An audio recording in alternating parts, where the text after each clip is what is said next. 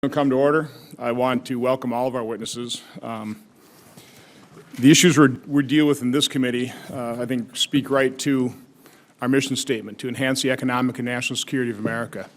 And what we have here today is a hearing that is really going to be talking about what happens at ground level. The men and women who really spend their lives trying to protect the rest of us, and the very difficult issues they're grappling with. We have Chief Wally Sparks from Wisconsin. Met him at one of our listening sessions as I traveled through Wisconsin, just talking about national security issues.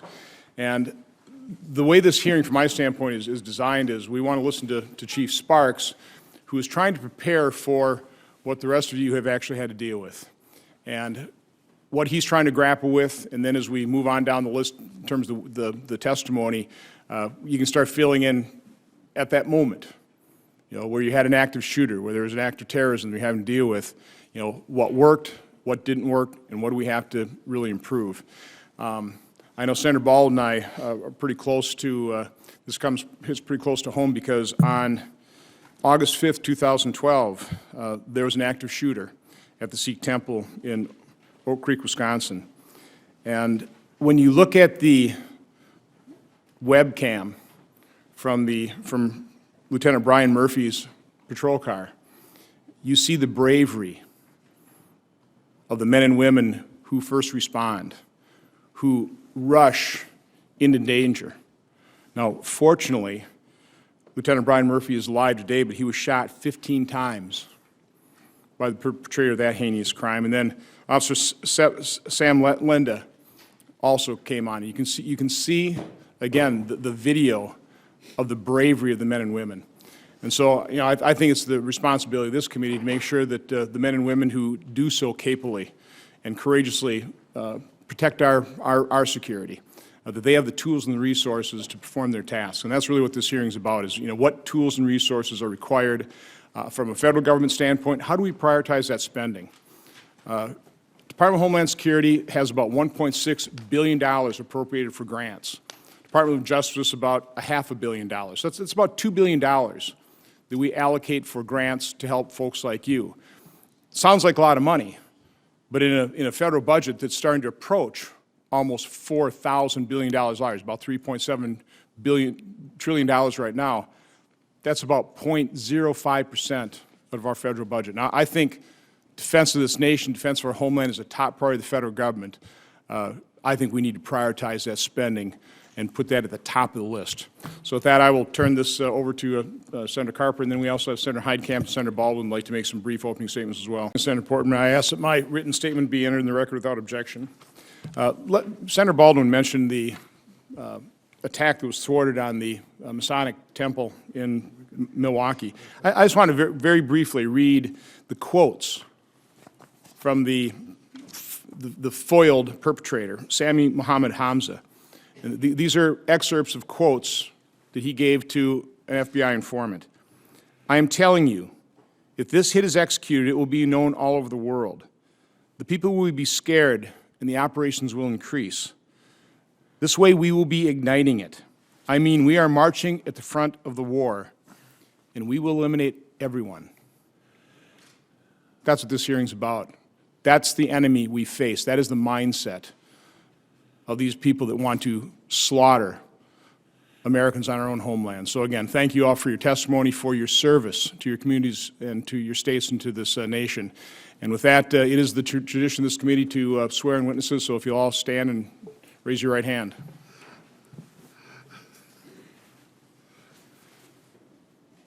Do you swear the testimony you will give before this committee will be the truth, the whole truth, and nothing but the truth, so help you God? Please be seated. Our first witness is Chief Wally Sparks. Chief Sparks is the Chief of Police of the Everest Metro Police Department in Wausau, Wisconsin, which serves 3 communities with a total of 18,000 residents. He has 30 years of experience in law enforcement and currently serves as president of the North Central Chiefs of Police Association. Chief Sparks. Good morning. I would like to thank all of you for this invitation. I am truly honored to be able to speak before this committee today. When I was advised of who I was testifying with, and especially who I was testifying in front of, I was quite surprised that a local police chief from Wisconsin was included in this group. But then as I looked at the subject matter of the hearing and realized how the topic of terrorism in America impacts each and every single law enforcement officer in this country, I finally understood why it was important for me, or somebody like me, to be here. I'm sure that nobody on this committee has ever heard of the Everest Metro Police Department before. Yet when it comes to my distinguished colleagues, just the abbreviation of NYPD is all that is needed, and everyone knows exactly what we are talking about. But as I began to put that into perspective, I realized that there was only one NYPD and only one LAPD, or Chicago PD for that matter. They essentially have no peers in this country. Everest Metro PD, on the other hand, probably mirrors similarly sized departments and communities in each and every state.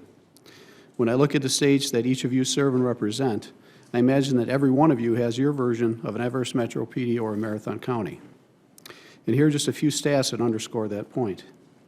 84% of all sworn officers in the United States belong to local police and sheriff's departments. When it comes to local police departments, 86.2% have less than 50 officers, and 72.8% have less than 25 officers.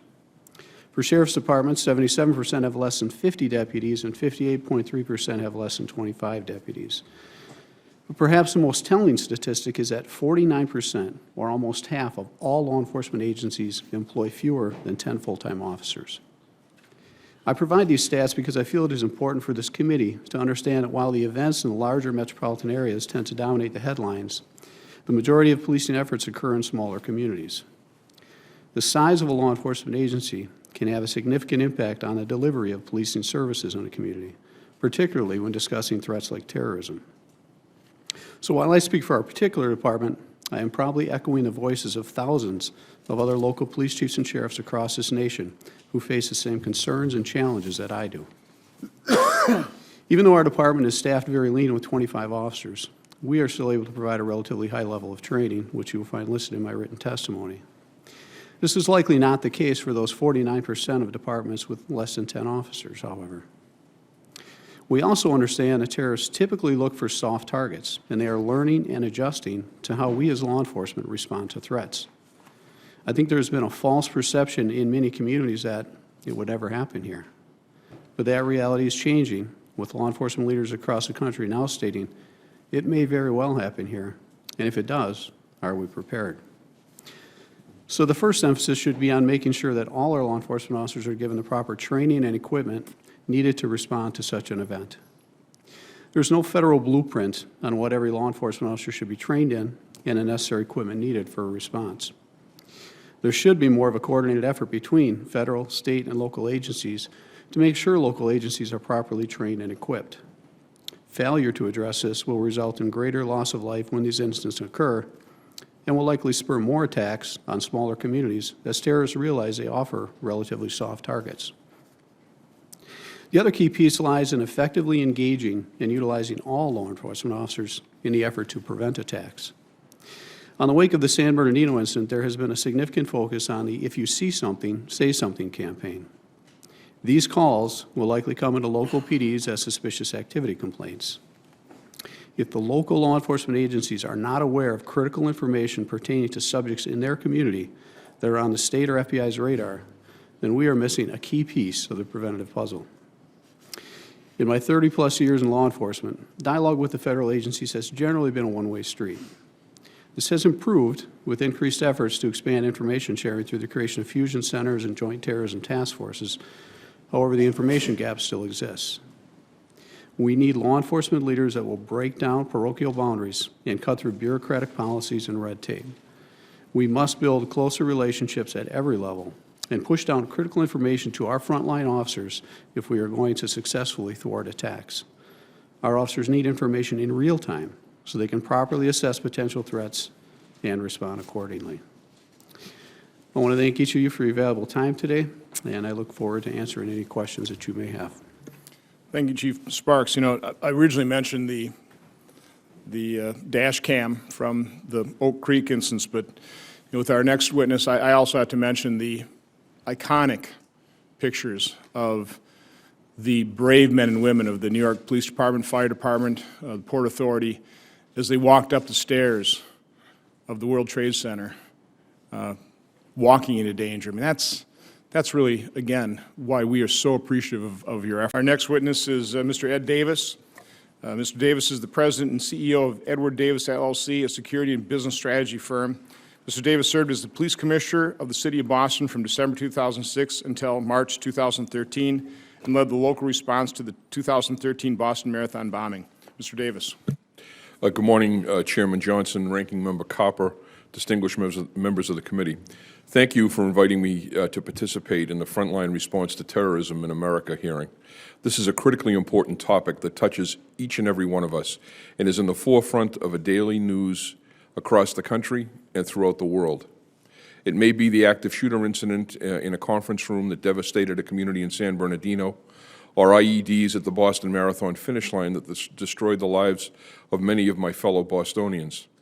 The terrorists who commit these heinous acts are radicalized here and abroad, but their theme and their intent is the same: chaos and destruction of civilian populations, offering no quarter to women and children. We must stop it, and we must do so in an urgent fashion and coordinated fashion.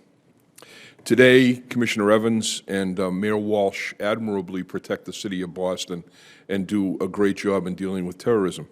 But in 2014, I testified before this committee on what worked and what did not work during the Boston Marathon bombing response. At that time, I recognized the deceased. Again today, I shall do the same. Eight-year-old Martin Richard, Crystal Campbell, Lindsay Liu, and MIT police officer Sean Collier. I also recognize every other victim in the United States and those abroad whose lives have been senselessly taken by terrorists. We can never forget them. Progress has been made since we dealt with the Boston tragedy. We're seeing improvements in the quality of intelligence, coordination of agencies, sharing of information, training, and equipment. Game-changing technologies have been developed at a rapid rate, and first responders, including the medical community and fire, are receiving life-saving training and equipment, like the tourniquets issued to all Boston police officers after the incident. Recent terrorist attacks in San Bernardino, Chattanooga, and Garland, Texas, demand a common sense and coordinated response. Community policing plays a very important role in the prevention of these incidents. My former colleagues have long recognized the effectiveness of community policing and are laser focused on building community relationships, transparency, and accountability. This becomes most effective when reaching out to community members that are sometimes in the shadows, those that don't attend community meetings or religious services, and those activist groups that never sit down with law enforcement officials. We need to move beyond our comfort zone if we really want change and the important information needed to prevent these attacks. Community policing efforts need to be continuously and properly funded, trained up, and they should be audited. Intelligence gathering and sharing is another critical prevention tool utilized by federal, state, and local agencies to fight terrorism. Fusion centers across the country provide crucial information every day in real time to multiple agencies and forward redacted information to the private sector. Their value for prevention and crisis response management has been proven time and time again. Fusion centers should continue to meet annually to discuss issues, needs, concerns, and trends, what is working and what is not. Funding needs to be increased in order to attract talented analysts and grow properly managed and effective fusion centers that coordinate intelligence from all levels of government. Since 2013, intelligence sharing among agencies continues to improve. Impediments have been removed. Federal, state, and local law enforcement need to continue working together as equal members of joint terrorism task forces across the country and in fusion centers with unrestricted access to information that could identify terrorists in their early stages and prevent catastrophic events. However, separate systems are ripe for dysfunction. Any deterrent to this seamless coordination needs to be extinguished. Intelligence gathering occurs in this country, domestically, every day. For 35 years, I've been a police officer working on drug cases, organized crime cases. We collect intelligence. We cannot be afraid to recognize that fact and to manage it properly with the proper federal oversight. We need to look at what's happening, pay attention to it, make sure, as Senator Tester said, that it's done constitutionally, but it does happen and it needs to be coordinated at the top level of government. I'm a member of, work closely with the BENS organization, Business Executives for National Security. I've included their recommendations, which I think are very well thought out and on point to what can work to streamline our intelligence gathering services here in the United States. In addition to that, there are other things that worked really well during the Boston Marathon. Police officers respond the way they are trained. And DHS provided us money through the UASI system to do that training, and we responded the way we prepared. That made all the difference in the world, and if you do not train, you do not respond properly. Social media is extremely important to establishing a dialogue with people. You can't establish a relationship in a crisis, but social media allows police agencies and fire agencies and other public service entities in a city to connect with people and to communicate with them and establish a dialogue. And finally, equipment is extremely important. The ability to be able to respond, as Commissioner Bratton said, with specialized equipment, not to be on display when it's not needed, but to be immediately available when the balloon goes up, as they say, is extremely important. Finally, in closing, what I learned in my role during the terrorist attack in Boston is that there is no panacea. The reality is that such a challenge requires informed and trusting community members who are not afraid to speak out, coordinated intelligence gathering and sharing among all equal partners who strive to prevent, highly trained and well-equipped law enforcement, fire, and EMS to respond in unison, and finally, all of you to continue to legislatively and financially support these important efforts. Thank you, Mr. Chairman. Our next witness represents those fine men and women. Commissioner William Bratton is the 42nd Police Commissioner of the City of New York, the second time he has held the post. Mr. Bratton served as Los Angeles Police Chief from 2002 to 2009, making him the only person ever to lead the police agencies of the two largest cities. Commissioner Bratton. Good morning. My thanks to the committee for the opportunity to speak with you today. The issue before us, the frontline response to terrorism in America, is more pressing than at any time since 9/11. We believe that New York City, where I am the police commissioner, remains the top target for terrorists in the United States. Since the first bombing of the World Trade Center in 1993, New York City has been the target or nexus for at least 20 terrorist plots, more than any other American city. There have been 4 major cases in just the past 2 years.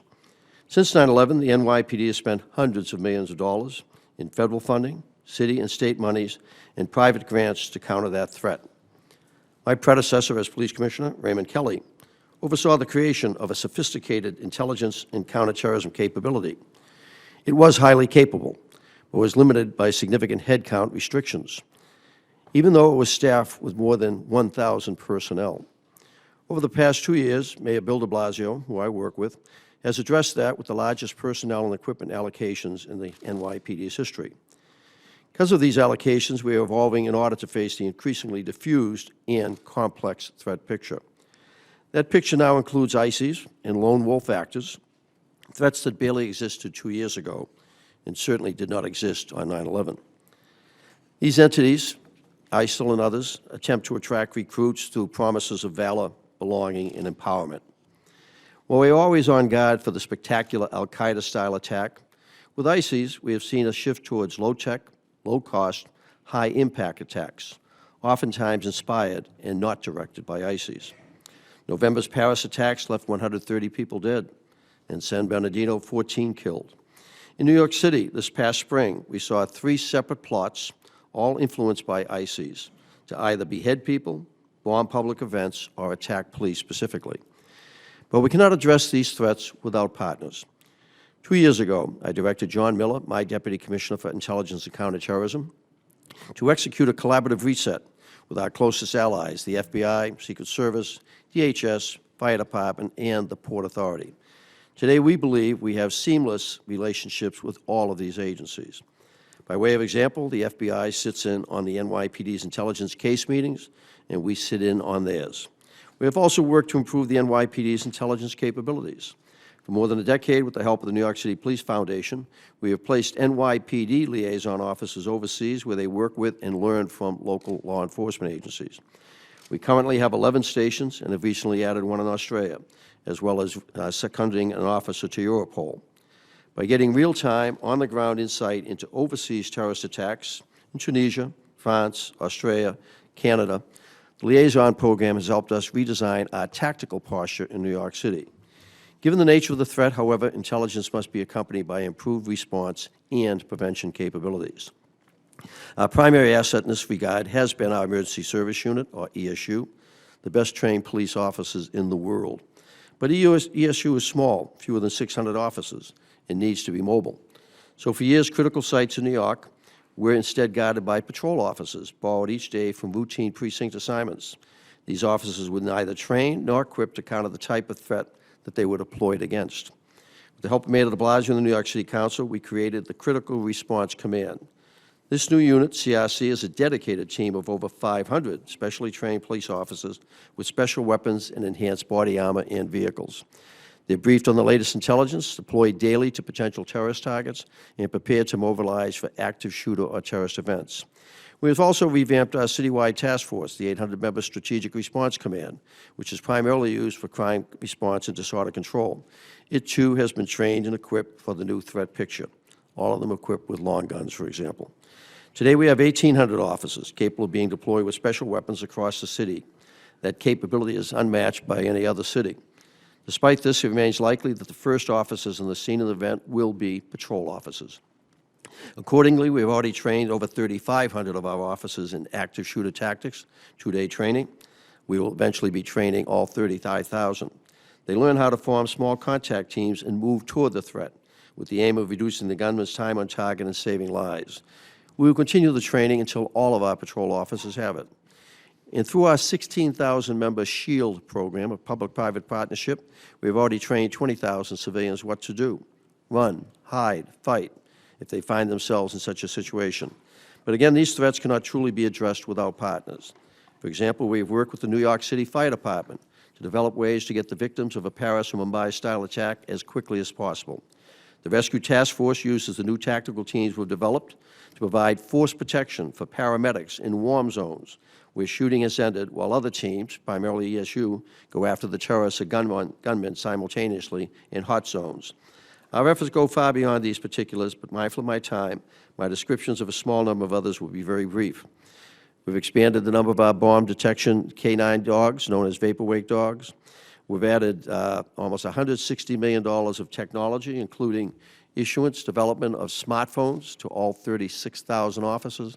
The apps on these devices have been paid for in many instances by Department of Homeland Security grants.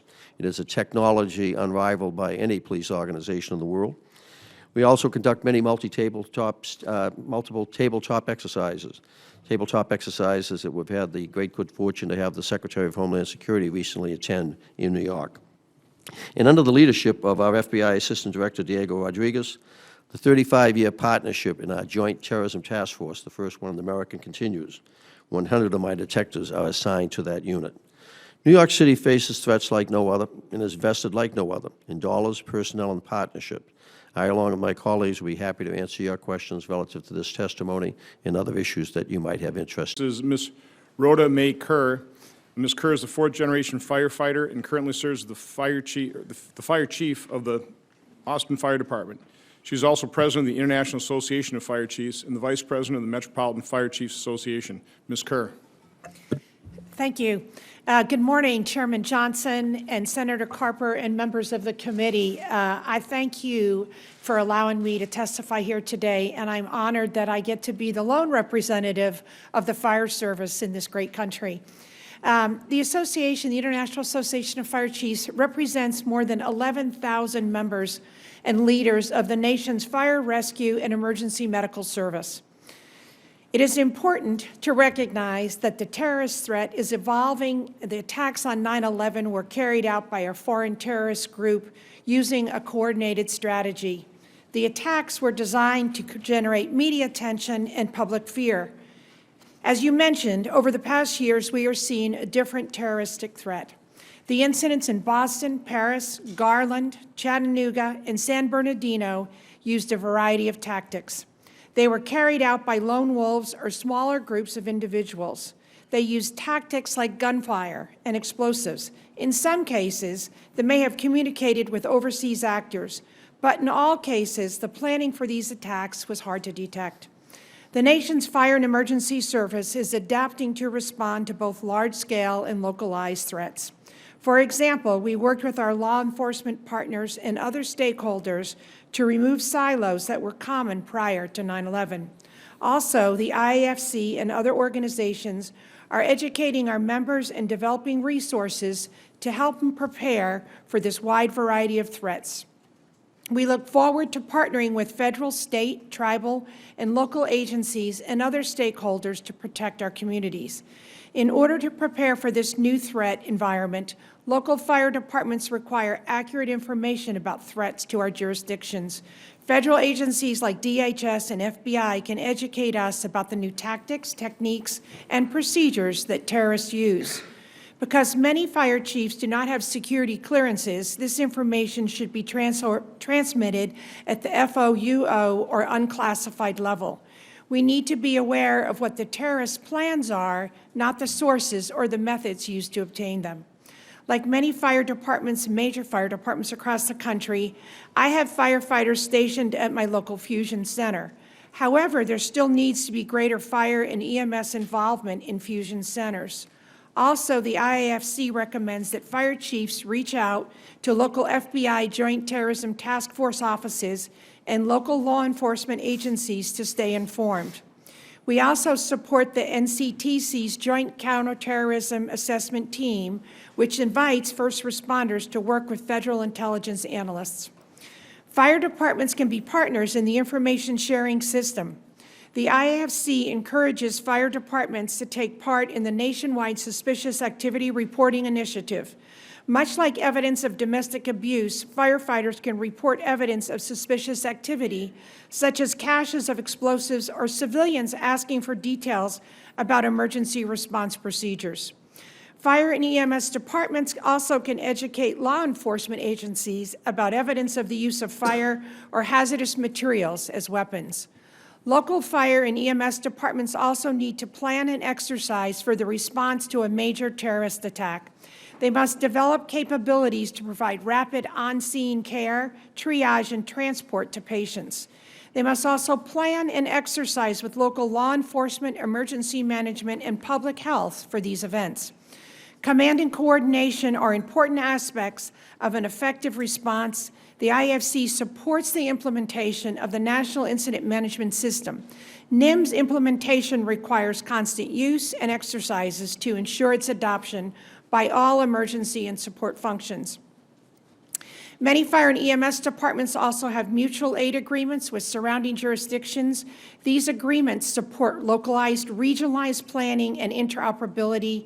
For example, specialized response capabilities like a hazmat team can be shared in a region. Interoperable communication system is also a vital component to an effective response, and we thank Congress for its leadership in allocating that 20 megahertz and the 700 megahertz band for its $7 billion to help build a nationwide broadband network. FirstNet is expected to focus on data communication first and then later develop voice communications capability in the future. In the meantime, local jurisdictions must rely upon the land mobile radios, and there are several large cities, Boston included, that still rely upon the T-band for interoperable communications, and we encourage you to look at those statutory requirements that are going to require them to sell that T-band network. In order to, and I'm aware of the time here, so I'm going to try to wrap up my remarks very quickly. In order to respond to the wide variety of terrorist threats, the federal government provides grants like the UASI and the State Homeland Security Grant Program for specialized equipment, training, and exercises. And local fire and EMS departments use this funding to build and sustain mass casualty and hazmat response capabilities. In addition, these funds are used to staff fusion centers, and the grants also provide a vital incentive for stakeholders to collaborate on terrorism response planning. And again, as mentioned, it's important to note that the public can play a vital role in terror response too. To Stop the Bleed campaign is working to educate the public about how to provide hemorrhage control with the use of tourniquets during a terrorist attack or active shooter event. Local fire and EMS departments can build upon public education programs like Austin's Do Your Part program to provide the training. I would like to thank Congress for its focus on Homeland Security preparedness for first responders, and I'm going to thank you all. I'm going to close out because I'm over time. I'm going to thank the committee for the ability to represent the Fire and Emergency Service today. The terrorist threat has evolved, and the nation's fire and EMS systems and departments are adapting to meet this threat. In order to be prepared, it will require a partnership of federal, state, and local agencies and the private sector and the American public, and I look forward to working with you on these efforts. Witnesses, Mr. Mark Gallarducci. I think I got that right.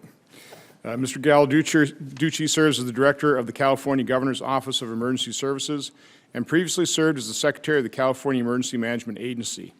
He also serves as the Governor's Homeland Security Advisor, where he oversees statewide public safety, emergency management, emergency communications, counterterrorism efforts, and the state threat assessment system. Mr. Gallarducci. Okay. Good morning, and First thing you do, would you just pronounce your name for us? Gallarducci. Say it again. Gallarducci. Thank you. That was great. Pretty close.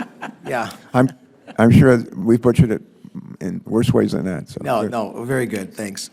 Well, good morning, everyone, and particularly Chairman Johnson, Ranking Member Carper, ladies and gentlemen. Thank you so much for the invitation to address you on this important topic. It's really an honor to represent California and the National Governors Association today and the work that we are engaged in from both Homeland Security and emergency management perspective.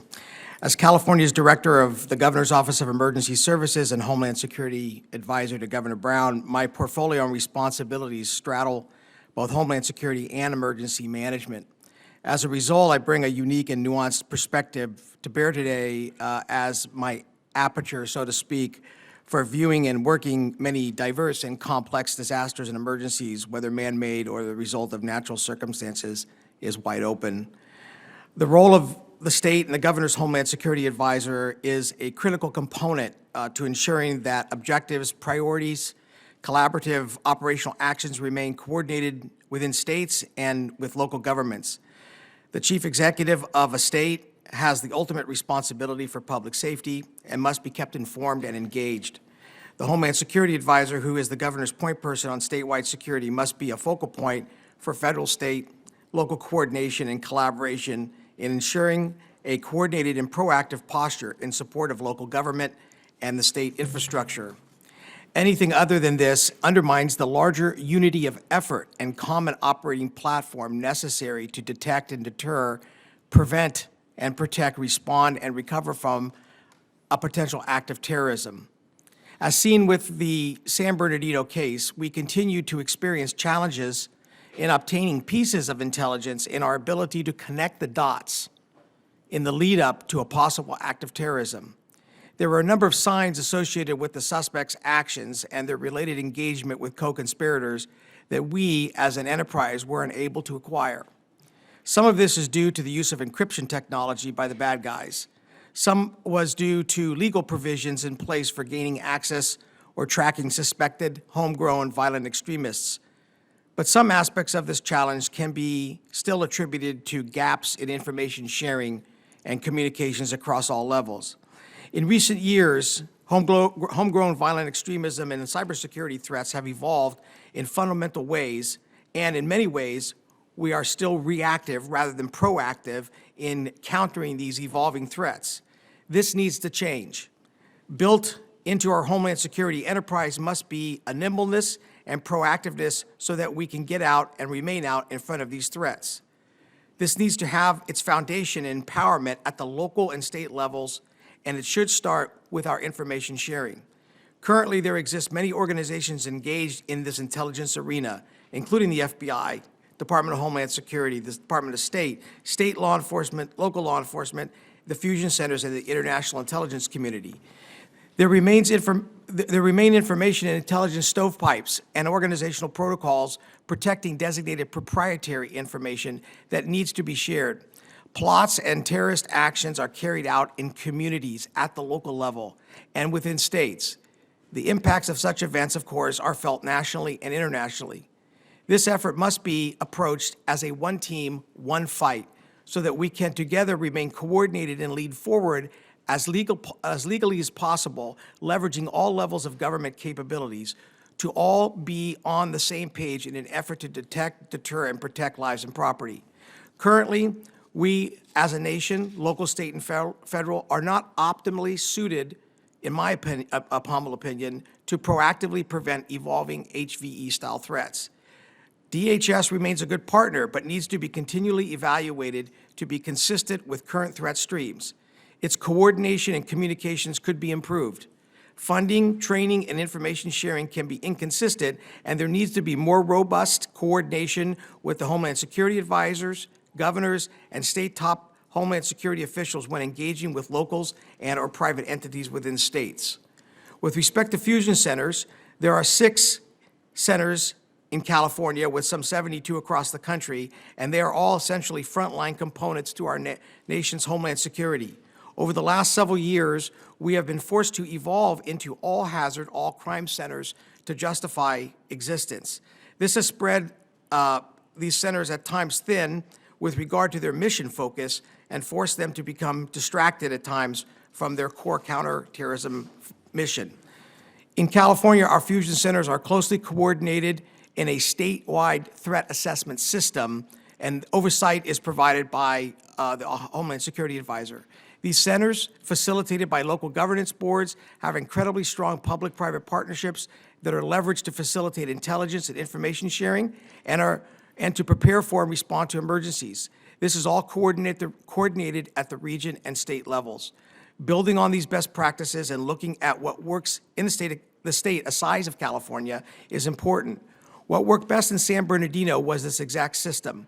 The response was very well executed in the overall context, where the local authority led the immediate response and was supported in a unified command through mutual aid coordinated by the region and state. This included personnel, specialized equipment, intelligence and information, situational awareness, authorities and clearances of regulations, victim services, and recovery assistance. Outside of the FBI, which is the lead federal agency supported by components of DHS, there were a few other federal agencies that provided direct services, incident funding, or mutual aid assistance in a coordinated way, as did California's mutual aid and standardized emergency management system. This should be highlighted as a best practice and a performance metric as a model of a strong unity of effort. The team in San Bernardino was a unified team of local, state, and federal agencies working together with wraparound and integrated incident objectives. The incident required the combined effort of multiple organizations beyond law enforcement to include fire and EMS, public health, emergency management, telecommunications, and faith-based non-governmental organizations, just to name a few. I'm proud to say that the relationship between local, state, and federal agencies in California is very strong, and San Bernardino was no exception. City, county, state, and federal responders came together in San Bernardino with common objectives to save lives, protecting further loss of life, and neutralizing a moving threat. This very dynamic and dangerous situation demanded close coordination and communications, and its success can be attributed to excellent relationships, good training, appropriate equipment and supplies, and robust coordination at all levels. Nevertheless, San Bernardino did present lessons learned, gaps, and challenges with information and intelligence sharing at all levels, still being a challenge and not at the level or quality that needs to be in place to fully safeguard this country. As an HSA, I require timely and regular intelligence updates during an event of San Bernardino's magnitude to keep the governor informed, to engage with my local and federal counterparts, and to coordinate the statewide Homeland Security and mutual aid mission I spoke of previously. When an event like San Bernardino occurs, we must be careful not to revert back to not wanting to share proprietary information. The FBI in the San Bernardino case received strong support from the Joint Regional Intelligence Center, or JRIC, located in Norwalk, California. But along the way, it became a one-way information sharing relationship between the FBI and that fusion center, which impacted the fusion center's communications responsibilities with the state. This presented challenges and resulted in gaps in relevant information getting to senior leaders and decision makers to keep them informed, particularly when the news was reporting the proprietary information through open source media. This required the development of time-consuming workaround to obtain necessary information at a number of critical junctions of this information sharing stage. This must be a one team, one fight. with all of the money and infrastructure established since 9/11 to safeguard this country, we need to be past proprietary if we are truly going to function in a manner that allows us to protect the American people and maximize the total unity of effort. In closing, let me reinforce that it's critical that we, as an enterprise, understand that the threat landscape continues to shift towards a more diffuse, amorphous threat that focuses on homegrown radicalization and lone wolf actors inspired by foreign terrorist organization propaganda and extreme ideologies, and leveraged to act in any way possible in all of our communities, large and small. This is a new norm, just as deadly and much harder to counter. We must remain vigilant, but also nimble and proactive enough to address this evolving threat. Enhanced training, adequate funding, and maintenance of equipment and resources, and that collective unity of effort are all absolutely necessary to meet these requirements. Thank you for the opportunity to testify. I'd be happy to answer you. I got a feeling Senator Portman's going to be talking about the information coming down the chain. I really want to talk about the grant programs that actually work, the coordination. We've heard that term a number of times, cooperation, coordination with other departments, both big and small. Can you just really speak to what grant programs are essential, which ones work, which ones could be hopefully improved on? Well, the problem is, especially for smaller agencies, it's really difficult to get some of those grant funds down to the local level that we can utilize for some of the training and equipment we need. Particularly like the COPS grant. You know, we applied for a COPS grant, and typically, and what we saw in Wisconsin is they went to the large cities. They went to Milwaukee and Madison, and very little filters down to the local level. But there, as you heard from some of the other people on the panel, it's critical. That training is critical. You know, and like Commissioner Braden said, in New York, they have special teams, you know, specifically trained with the equipment they need. But in the rural communities and smaller departments, that response is going to be from frontline patrol officers. So it's whatever equipment they have on them in their squads that's going to respond. And in smaller communities, you know, you may have one or two officers. So you're going to have people coming from multiple departments, you know, trying to go in there. So being able to have grants that can be designed not only for the smaller communities, but presented in a fashion where it encourages the communities to work together and train together. You know, the county I work in, we've got 9 law enforcement agencies, excluding state and federal. And only 3 of those have probably the frontline training they need to respond to active shooter responses, provide emergency medical treatment through TEMS and the equipment that are provided. And each of our officers carry that equipment. The other 6 agencies really have no level of training, and if we have an incident, we're going to be working with them. So it's important that you can funnel funds through your grant programs that are designed to maybe on train-the-trainer programs through the local municipalities. You know, funneling grant funds through like a technical college system where you can put them out regionally through the state, and then encourage or maybe even tie into that funding that at the county level, you train the trainers, but part of that caveat is that they reach out to the other municipalities and provide that training. So it takes just a lot of time and resources to write a grant, correct?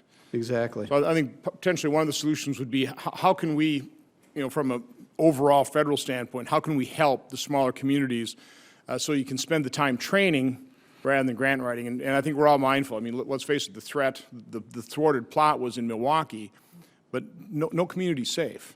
So I think we really need to be mindful of that.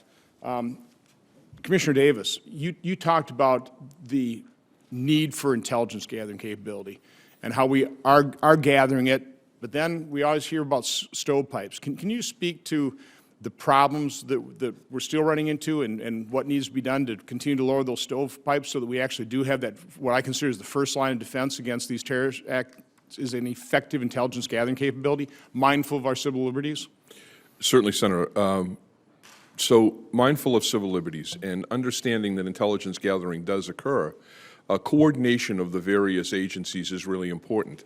And one of the problems that I see is if you pick one agency to be in charge of it all, then the same kind of a problem occurs with some focus on that particular agency. If this goes up to the level of the Director of National Intelligence Office, then the control is happening, or the oversight and the auditing and the sort of direction of best practices is occurring at the highest levels of government, and it's not vested in the one agency or two agencies that are picked out among equal players. And I really think that that's important. Anytime you have silos, you have the possibility of missing something. And it's happened over and over again, and based upon my colleague's testimony in the San Bernardino case, it seems to have happened again. And I think that it will continue to happen until there's a coach, somebody that is in charge of the whole thing that says, you have to play together properly. It's like a sports team. So talking about playing together, let's kind of going back to Chief Sparks' problem as a smaller community. Again, mindful of the fact that New York, Boston, and maybe talk to Mr. Gallarducci here, how do we get those funds allocated in an efficient way? How do we provide the training so that not only are we covered with the large cities where, let's face it, those are very severe threats, but how do we get the training down to, and the dollars and the grant money to the smaller communities in an efficient manner? I'll start with you, Chief Bratton, or Commissioner Bratton. And do you feel some kind of responsibility to kind of help that process? Because obviously, I know you're fighting for the funds, but what can we do to help? I'm coming at it from a different perspective than some of my colleagues that having been in charge of LA and New York, the two largest cities in the country, that the issue of how to get it down to the smaller agencies is not one I've had to grapple with, but how to get funds is certainly one that we've grappled with. And early on in the DHS process, as it was created, the issue of control was centered at state government levels, where the money would come down through the state. The state would take a certain percentage as their fee, if you will. And we had great problems with that, both in LA and in some respects even now in New York. But so I don't have a solution for you on that issue, other than reinforcing the importance of those grants. And no city has been more important than in New York, where we've received, since 9/11, about $1.4 billion from the federal government through various grants, all of which have been part of the wide range of activities we engage in New York. Similarly, in Los Angeles, having received hundreds of millions of dollars during this time. There is, unfortunately, one of the great strengths of democracy is the way we operate in this country, with all these thousands of communities, 18,000 police departments, but it's also one of our greatest weaknesses, that trying to get them coordinated, trying to get them collaborative. And that still remains a very significant weakness. How do we get all these silos at some point in time to come together? So I'll be respectful of my time as well. That'll probably be a question for the record. Any suggestions on what we can do, Mr. Gallarducci? Again, you in terms of the California. Again, I don't want to take any time because I'm out of it, but I would really like your recommendations of how we can effectively and efficiently allocate those resources to even the smaller communities as well. Senator, I had 2 points. I don't think anybody's asked to have the Benz report entered into the record. I'll do so without objection. The other, I actually circled your comment about auditing. And I would really like to work with you, Commissioner Davis, to develop, how do you audit so it's a positive thing as opposed to viewed negatively. But I'd encourage any colleague to work with me on that. I turned around to my staff and said that's a piece of legislation that we should work on as a result of this hearing. Senator McCain. If you're going to get this type of equipment from the federal government, Yes, so how it you would should be be utilized, how required it to should be trained have for. a program in place Right. that would require training. The notion is that we would no longer, because what we discovered a number of things after Ferguson in a hearing we had in this committee. One was the three programs, the DHS program, the Burn Grant program, and the 1033 program at the Department of Defense, that the leaders of those three committees sat in your chairs, those three programs sat in your chairs, and they'd never met each other. They had never met each other before that day, which was jaw-dropping to me. But we also learned that there was a proportionality issue. We had little bitty tiny departments getting MRAPs that had been in a shed for years. We had little bitty tiny departments getting way more military weapons than even were sworn officers on their departments. There didn't seem to be any rhyme or rationale about need and whether or not those communities were equipped to handle that equipment. Yes, Mr. Sparks. I guess I want to touch on this in two respects. Being a smaller community, we have a couple members of our department, they're on a countywide SWAT team. But our officers, we don't have the luxury of what some of the larger cities do. We don't have regional SWAT teams. So if we respond to an active shooter incident, it's going to be patrol officers. And when you're talking about equipment needed, they need at least long guns, they need tactical rifles, they need, obviously they're ballistic vests, but they would be nice to have ballistic shields and helmets. Not that it's worn, but it's in those squad cars, because by the time a SWAT team arrives, that incident is over. And, the quicker we can get the appropriate equipment to our patrol officers, because they will be the ones there. It isn't going to be a SWAT team, and it's going to be a significant amount of time before we actually get people who are SWAT trained or people who have the tactical equipment there to respond. So if we're not equipping our frontline officers, all our officers on SWAT team are trained. In fact, we have 7 officers on our department that are SWAT trained. And we also do a lot of additional training as far as active shooting incidents.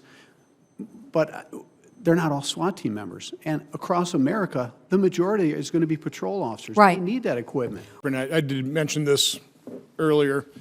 Look, go to the YouTube page and look at the video, the dash cam from those first responders to the Sikh temple shooting. Take a look at the pictures of those first responders walking up the stairs of the World Trade Center. And we see the service and the sacrifice. So I want to thank all of you for your time, for putting together this very thoughtful testimony, very thoughtful answers to our questions. But really, thank you for your service to your communities, to your states, to this nation. Truly, I think everybody on this panel would certainly agree with that, approve that message, correct? I'm Tom Carper, and I approve this message. So with that, the hearing record will remain open for 15 days. And by the way, I think you can probably expect some questions for the record, and we really appreciate your response to those. But it'll be held open until February 17th, 5 p.m. for the submission of statements and questions for the record. This hearing is adjourned.